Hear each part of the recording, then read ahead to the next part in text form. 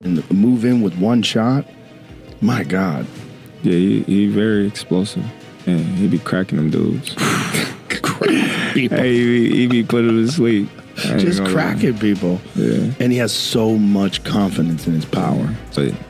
Man, I was about to spar. Before I was about to spar Tank, he was sparring this big boy. A heavyweight. Heavyweight boy. And Tank hit that nigga. He hit him so hard that he was on the top of the rope just like this. I'm like, I thought he died. Like, I ain't gonna lie to you. I thought everyone, because it gives you fuel. Like, for a person who's coming up in life, even if you're not a fighter, you see what someone's gone through and you see the success. Joe Rogan talks about Gervonta Davis's incredible knockout power, saying he's dropping opponents and knocking them out cold. While speaking with Terrence Crawford, he points out how dangerous Gervonta is in the ring, especially after injuring a sparring partner so badly they had to be taken to the hospital. Rogan appears truly impressed by Gervonta's strength and talent, noting that his natural power and finishing ability make him one of the most feared fighters in boxing today. Tank is one of the most interesting fighters to watch because he's so different. His style is so different. You know, he's so economical. Like, he puts pressure on guys without throwing too many punches, and then he starts to figure holes out, and the way he can explode and move in with one shot. My God. Yeah, he very explosive. And he be cracking them dudes.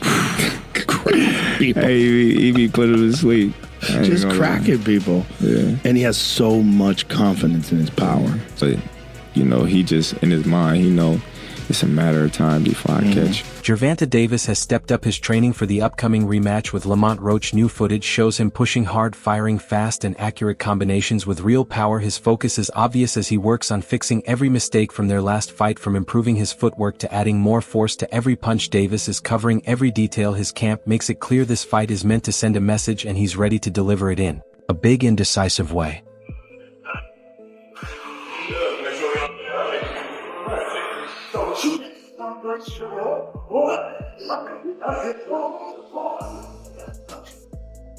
During a talk with Terrence Crawford, UFC commentator Joe Rogan praised Gervonta Davis for his inspiring journey and impressive talent. Rogan pointed out how Davis fought through challenges to earn his spot among boxing's top names. He admired not only Davis's knockout power but also his speed and natural movement in the ring. For Rogan, Davis is more than just a power puncher. He's a dedicated athlete who perfected his skills and reached the top through hard work and determination. Really something to see a kid who has nothing, born into extreme poverty, become a world like Gervonta Davis. Yeah. It's an inspiring story. It is, and it's great for everyone because it gives you fuel. Like, for a person who's coming up in life, even if you're not a fighter, you see what someone's gone through and you see the success that that hard work has created. Right. And it can be a roadmap for your own life. The controversial draw in Gervonta Davis's last fight with Lamont Roach sparked debate throughout the boxing world. For a fighter once seen as unbeatable, the outcome invited criticism. Analysts and former champions questioned if Davis had slowed down Tim Bradley, and others noted the lack of urgency and sharpness in his performance. Now Davis is fighting not only for victory but to prove he's still the dominant force. The rematch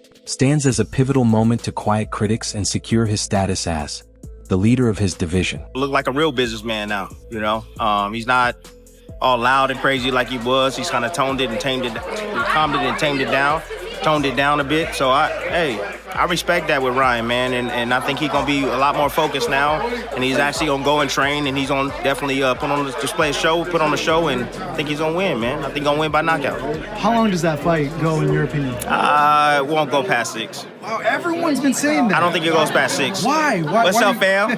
Why do you guys think it? Nah, there's too many holes in the game of too many holes. Can improve in or improve on, and you know, they're gonna come back and they're gonna put their best foot forward, bro. But, like, look, if this shit don't motivate you, Tank, you know, the fact you got to draw, the fact that you had a big fight lined up with Jake Paul after this, and now you got to wait, and now you got to do this rematch, bro. If this don't motivate you, I don't know what will. You know what I'm saying? Because, like, his name right now is getting drugged through the mud.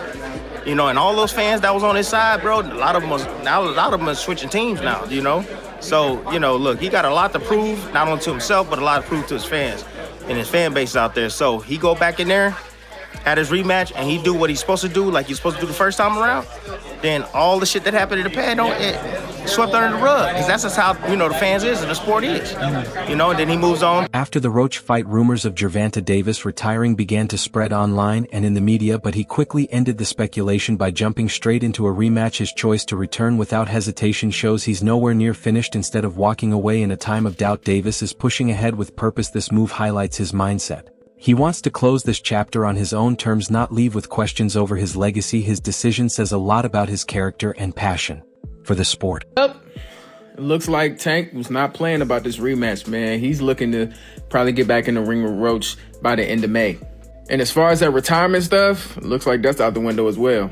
Course of your plans for your future. Yeah, it definitely changed my plans. It definitely changed my plans. I probably got like 4 more fights now. For sure. But I'm going to be honest with y'all, man. As much as, we hate the fact that he had a draw, I think this was the best thing for Tank. You could just kind of see, even in the press conferences and everything like that, he was kind of forcing himself to be interested. And I only know one person that can bring his interest back. Calvin is the key, man. Calvin has known Tank since he was a child. Nobody knows Tank more than Cal, man. He's the only person that I believe that can bring the best out of Tank. But what do y'all think, man? What do you think Tank needs to do differently in his next fight so he can get back to doing stuff like this, man, after the end of his fights? Comment down below. Renowned trainer and commentator Teddy Atlas recently broke down Gervonta Davis's style, pointing out qualities that often get overlooked while his power draws most of the attention. Atlas explained that it's Davis's timing, ring control, and tactical discipline that make him special in situations where many fighters would let emotions take over. Davis stays calm and calculates every move with care. Atlas believes this mental sharpness is what helps Davis excel under pressure and makes him one of the most dangerous opponents in boxing, no matter who he's facing. The way that he boxes, he's versatile. He could do a lot of things. He could go get you. He's got the attitude of a fighter. He's not a huge puncher.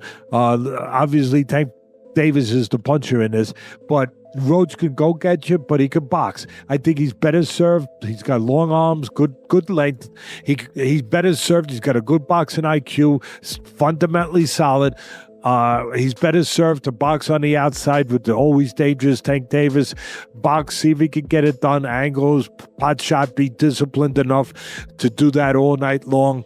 I think he should stay away from trying to go on the inside, which again, he's got the attitude of a real fighter, which you love. And I wouldn't be shocked if Roach said, oh no, I'm going to go inside sometimes. I don't know that would be the best choice. He knows how to do it if he wants to. At the end of the day, all of what I said, Bud, it's one thing that really makes the day. It's not because Tank Davis is just undefeated. It's not because Tank Davis is just a great puncher. He's just a full package. He's really, really the full. I don't make him pound for pound up there. He's up there in the top 5 pound for pound. I don't put him there because he's a puncher. I put him there because he is a complete darn fighter. He can go get you. He can fight in the trenches. He can go to the body, the head. He can use his legs when he has to. He can set traps. He could counter. Boxing fans often face long waits for big rematches, which can cause interest to fade, but the quick decision to set up the Davis vs. Roach rematch has kept excitement high. With the controversy from their first fight still fresh, there's a real sense of urgency and emotional investment that works in favor of both fighters. The fast turnaround keeps the momentum from their last bout alive, preserving the storyline and letting them make the most of the public's attention in a sport often slowed by business talks. This rematch feels fast and refreshing. Credit here, because I have a lot of criticism for Gervonta Davis and Canelo Alvarez for the choice of opponents. But at least Gervonta Davis is doing the Mayweather. He's giving the immediate rematch. Right. You had a tough fight, you're doing the immediate rematch. I like it. All right, so what I'm I need to push back real quick. Yeah, I knew you would. Go ahead. Push back. I'm giving the guy credit. I like Gervonta Davis. I know you talk a lot about his opponents and whatever, and you're talking about Lamont Roach. We're not going to go pick a... But okay. Find me a less than a 10-1 underdog, and he fought on pay-per-view. Look, I'm talking about this fight right here. Look at the first fight. So picking Lamont Roach, you're saying, oh, he's basically cherry picking is what you're alluding to. He has a history with the guy. They've been in the gym together. They sparred together. They fought in the amateurs. He knew the level that Lamont brought. Also, Lamont's one of those guys. You ask anybody in the boxing world, they know how good Lamont is, and it's like his record. Leading up to him getting to the title shot or getting his title win, it's kind of like, the Jamel Herring fight's really hard to forget. He struggled with some guys that you wouldn't expect him to, but he's really come into his own because the guy who was in the gym that everybody saw coming up has been realized now. So I don't think Gervonta Davis was handpicking an easy guy in Lamont Roach. Stylistically, listen, Gervonta's team's not dumb. They look at what this guy can do and where he can give him troubles. And it certainly worked out that way. Did they overlook him a little bit in terms of being like, I beat him back then. He struggled here and there. I'm just too good. I'm on a different level.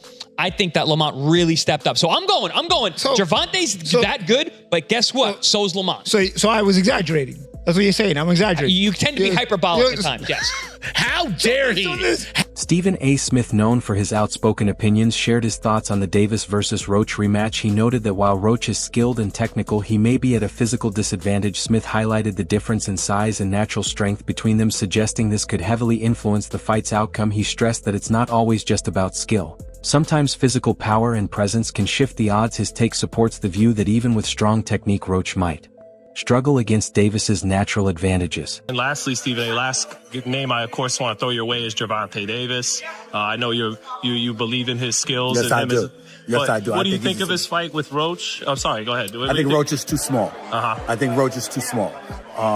And that's my issue. I'm not questioning the skill set or anything like that. But it was similar to Frank Martin. You know what I mean? This guy comes in there and you got 18 fights.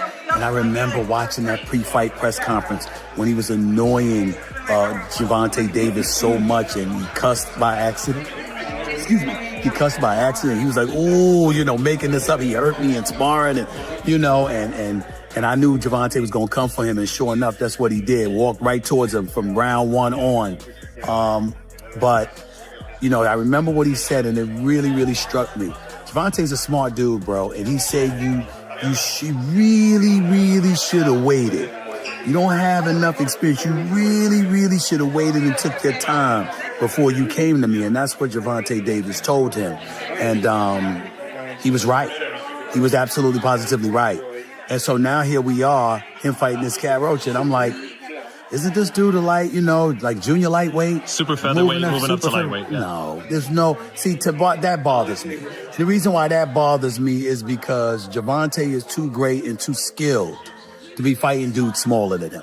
Gervonta Davis could knock out welterweights. He probably could knock out a couple of middleweights, okay? Why are you fighting somebody smaller? Building on his earlier points, Smith highlighted a key factor that can't be overlooked: size and reach. Despite competing in lower weight classes for most of his career, Davis has always brought an intimidating level of power to his division. Roach, by contrast, depends more on timing and movement. In a sport where every inch matters, being physically outgunned can have serious consequences. Smith's analysis echoes a broader debate in the boxing world about whether Roach can really counter Davis's physical edge over the course of 12 tough rounds. Personal preference. The only time I approve of great champions fighting smaller guys is when you're not known for your power. You're basically using your superior skill set and showing against a smaller, quicker guy that skills don't dissipate.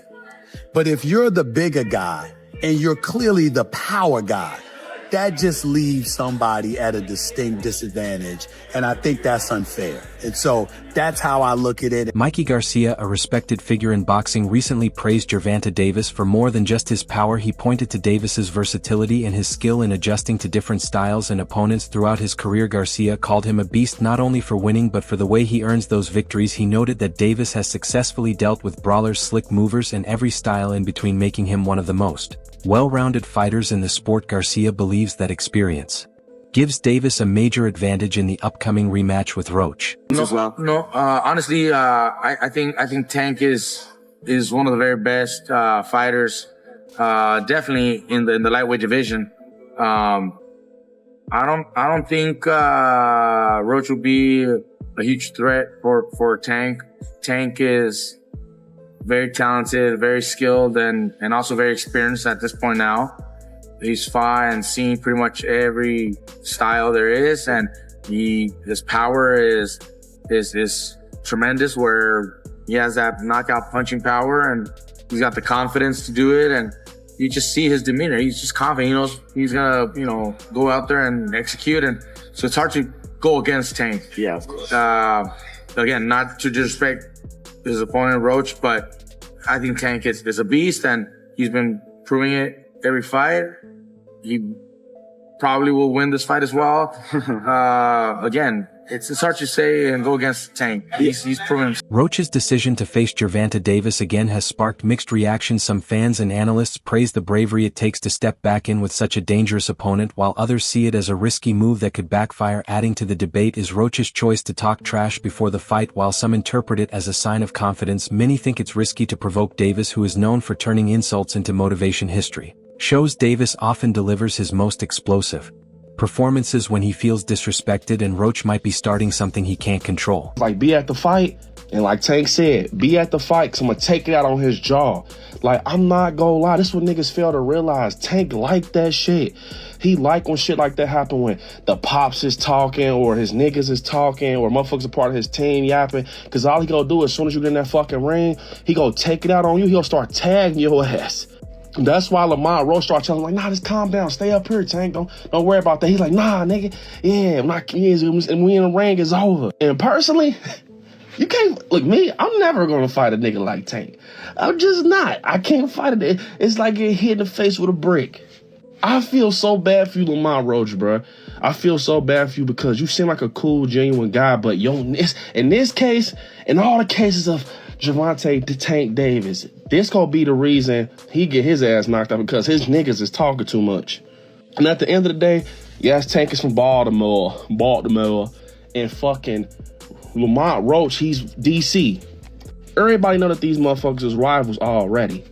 But Tank, he's smart though. Tank do a lot of that shit to get people asses in the seats for the fight, get the animosity going and the tension. But I ain't gonna lie, in this case, I could tell that motherfucker Tank was really on bullshit. So I'm gonna just say this, Lamont Roach, I'm gonna pray for you, brother, because I hope you don't hit the backflip and you see Tank in the air and you just... With doubts lingering after the draw and talk about his future outside the ring, Gervonta Davis is entering the rematch determined to make a statement. Every jab, every sparring round, and every minute in the gym is aimed at shutting down the critics. Davis isn't just preparing to win. He's preparing to dominate. His goal is to erase the memory of the draw and restore his image as boxing's most dangerous finisher. For Davis, this isn't just another fight, it's a mission to show the world exactly who he... Everybody really think Tank go take the L. I've been seeing it. They say it's over. They think that this time Lamont go in more confident, knowing that basically he can, really take it to Tank.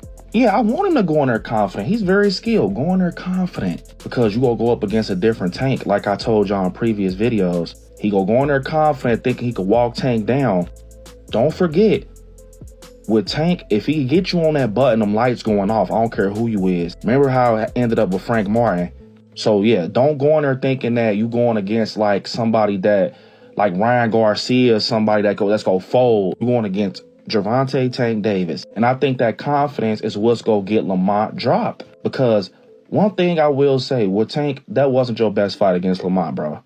I feel like you was in your head too much, you was overconfident, and you was really just, your mind was in y'all story, the lore and everything with y'all history. You ain't going there like, I'm fighting a stranger. You going there like, oh, this Lamont, this from the same camp, we from the same area. But now I think that whole situation woke him up, because you got to think, Tank not used to losing. He not used to people being against him. He not used to being the one that like got to step back from a situation. That's why I think he being hushed right now, because when he come this time, it ain't no talking. And that's why I think it's scary, because we never see Tank in that mode where he don't say a word. I think this gonna be a different Tank. And what's crazy is Tank used to be like that in the beginning, like when he was with Floyd.